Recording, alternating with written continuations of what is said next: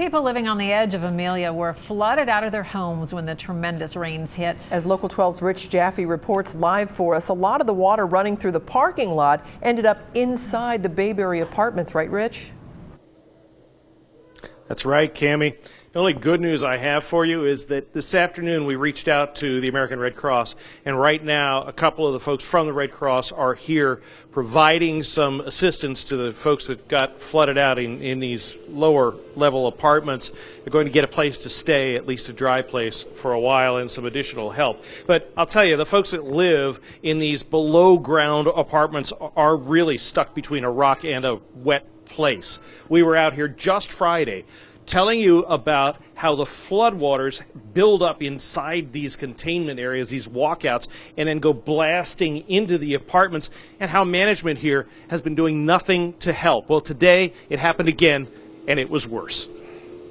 It only took a matter of minutes for the torrential rains outside the Bayberry Apartments to flood their way inside. Room after room became lake after lake. Carpets soaked, furniture ruined, and the rain just kept coming down. Floods like this have happened in these apartments time and time again. As soon as I stepped in my bedroom door, I could already feel the water. And I knew. I already knew. And they just don't care. The apartment manager just doesn't care.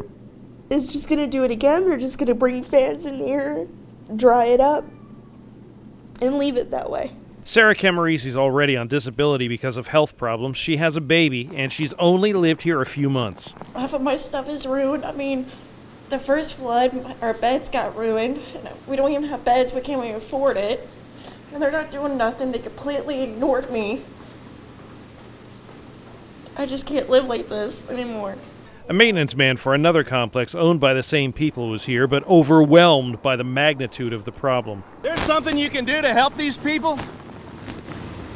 I don't know what to say. Put your window down for a minute. Talk to me. What's going on? I don't know. You gotta talk to the manager in the office. So I went to the locked leasing office where they'd already turned off the lights. Water here fills up below ground walkouts and pours into the apartments. Drains can't handle rains like this, so what can't go down the drain heads for apartment doors and windows. It's just gonna keep doing it unless I leave. And I can't afford to break my lease. I can't afford to go anywhere else.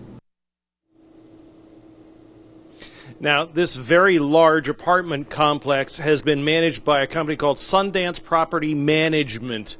And late this afternoon, one of their officials, a guy named Mark Ahern, came out here and he told these residents that there is no money and there's no way to help them.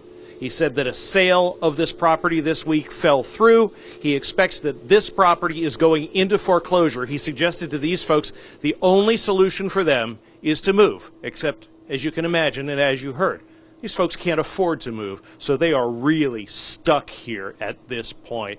Right now, the only help on scene is the Red Cross. In Batavia Township, Rich Jaffe, Local 12 News. Cammie? Rich, if someone there maybe is able to move, is the company going to let them out of the leases they're in? You know what, at this point, I don't think there's much of a lease that would be binding in any regard. The management company's pulling out. They said they've gotten so frustrated that 2 weeks from now, their deal is done with whoever owns it. And if the sale didn't go through, there may not even be an owner of record to speak of at this point. So, yeah, they probably could get out of a lease that obviously isn't doing anything to provide for them. Yeah, I feel so Cammie? bad for those folks, Rich. Thank you. The Bayberry Apartments are not subsidized housing, so there are no state or federal agencies that can step in and help. Friday afternoon, though, at our request, a fire inspector showed up where Sarah and Jessica live and found multiple code violations. The county health and building department are also looking into the situation, and of course we'll let you know if someone comes up with a solution for all those folks. Just feel so bad for them. Horrible. Yeah.